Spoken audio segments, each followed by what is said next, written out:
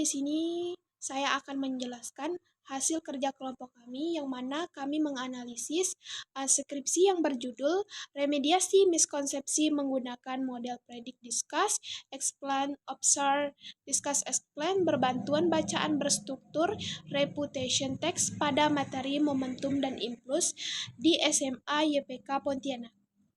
Sebelum kita lanjut ke materi selanjutnya, kita mengulang terlebih dahulu apa itu remediasi. Nah, remediasi itu sendiri itu berupa perbaikan kesulitan belajar siswa.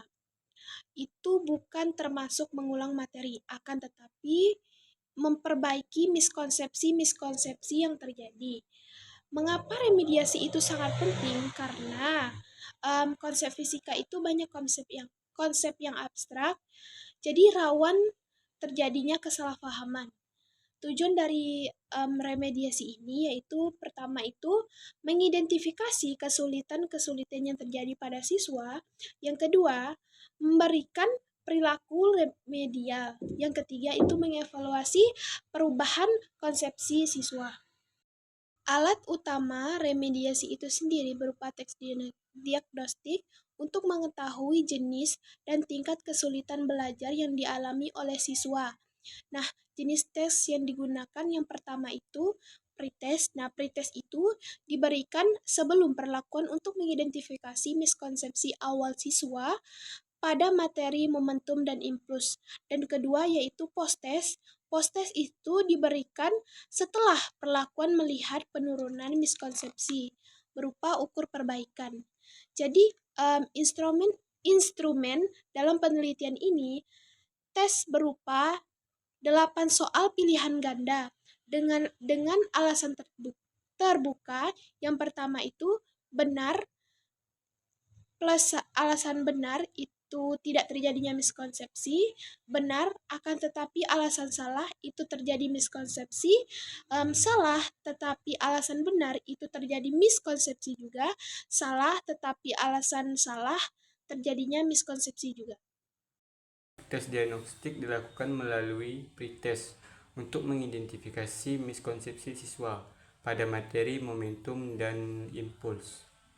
Nah, hasilnya yaitu menunjukkan miskonsepsi tertinggi terjadi pada soal nomor 7, indikator impuls, dengan persentase 100% siswa mengalami miskonsepsi. Nah, miskonsepsi terendah pada soal nomor 4, 5, dan 8 dengan persentase 45%. Nah, secara umum, siswa banyak salah memahami hubungan massa, kecepatan, dan momentum, serta salah menafsirkan konsep impuls. Siswa yang berdasarkan hasil tes diagnostik itu dapat dikelompokkan menjadi, yang pertama itu ada kesulitan konseptual, di mana siswa itu menganggap benda dengan massa yang lebih besar itu selalu memiliki momentum lebih besar tanpa memperhatikan kecepatannya. Nah, untuk yang kedua itu ada kesalahan pemahaman impuls. Jadi siswa itu menyamakan impuls dengan momentum atau menganggap perpindahan tempat sebagai impuls. Nah, untuk yang ketiga itu ada kesalahan logika.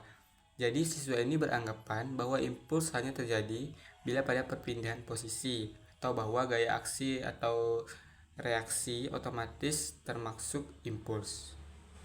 Untuk mengatasi miskonsepsi tersebut, digunakan model pembelajaran PDE-ODE atau Predict, Discuss, Explain, Observe, Discuss, Explain, berbantuan refutation text. Nah, untuk tahapan-tahapannya, yang pertama yaitu ada tahap Predict, Discuss, Explain. Jadi pada tahap ini tuh siswa memprediksi jawaban, kemudian mendiskusikannya, lalu menjelaskan hasil diskusinya dalam kelompok. Nah, tahap yang kedua itu ada observe. Jadi siswa itu melakukan pengamatan melalui presentasi atau demonstrasi dan simulasi atau menggunakan simulasi PET atau PET simulation.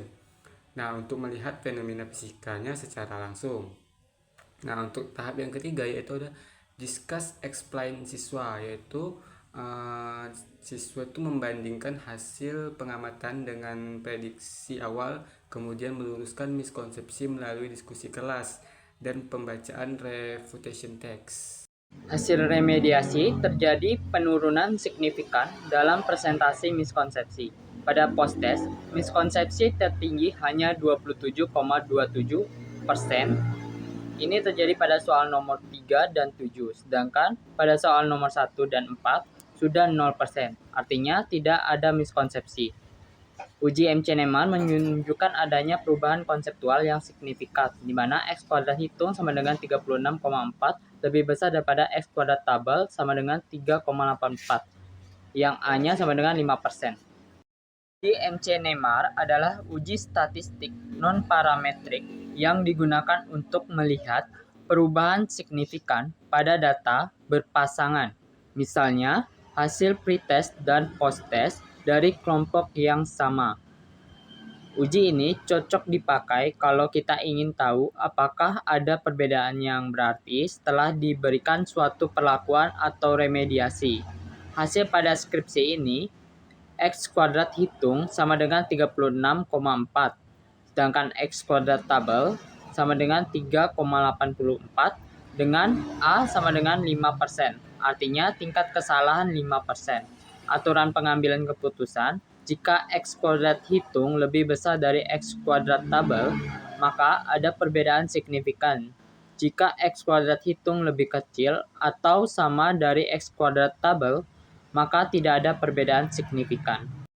Karena 36,4 lebih besar daripada 3,84, maka ada perubahan konseptual yang signifikan pada siswa setelah remediasi. Artinya, jawaban siswa sebelum dan sesudah remediasi berbeda secara nyata, bukan kebetulan semata. Dengan kata lain, model pembelajaran PDE-ODE plus refutation text efektif dalam mengurangi miskonsepsi pada materi, momentum, dan impuls. Berdasarkan penjabaran materinya dapat disimpulkan bahwasanya hasil analisis data penerapan model PDOD berbantuan bacaan berstruktur refutation efektif meremediasi miskonsepsi yang terjadi. Nah, secara khusus profil miskonsepsi peserta didik saat pretest terdapat soal nomor 7 sebesar 100%. Dan paling sedikit itu nomor 4, 5, dan 8 sebesar 45,45%. Sedangkan post-test miskonsepsi terbanyak pada nomor 3 dan 7 sebesar 27,27%.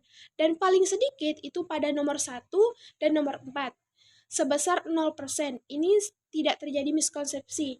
Hasil yang menunjukkan hasil uji McNemar juga menunjukkan bahwa peserta didik mengalami perubahan konseptual yang sangat signifikan dengan nilai 36,4 lebih besar dari 3,84.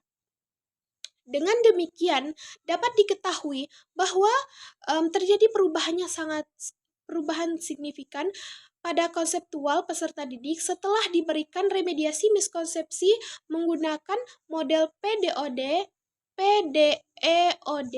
berbantuan bacaan berstruktur refutation efektif.